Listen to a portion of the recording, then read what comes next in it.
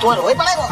আরে তুমি শুনো কাকা, আমার এখানে মামা ঘর, আর এই খিলুমটাতে একটা বৌদি আছে, একে পুরো রসগোল্লা, দেখলেই মনটা কেমন মনে ঠুকপুক ঠুকপুক করতে থাকে। আমি আগের বছর আইছিলাম হোলি মাখাবার জন্য, তো আগের বছর আমি হোলি মাখাতে পারিনি, সেই আকাঙ্ক্ষাটা আমার এখনো মনের মধ্যে জন্মে আছে।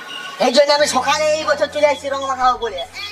বেরিয়ে যাবে আর এমন এমন জায়গায় রং দিয়ে দিব, 1 বছর পর্যন্ত দাগটা উঠবে না।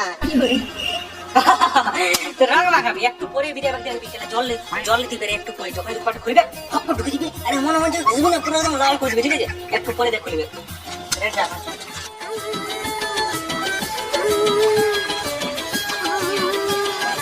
কেমন লাগলো বৌদি? দারুণ ভাইবো, দারুণ দারুণ। আরে বাবা শালা বৌদিকে রং মাখাতে দিলে এইখানে চারদিকে ঘুষি দিলে শালা চিপে চিপে লাল করে দিলে আমাকে। আর তুই বলছিস আমার উপর রসগোল্লা, আর একটু যদি ভিড় থাকতি তোর পলা ঢুকাই তোর কাজ করা রংটা তোর পলা যখন ঢুকাই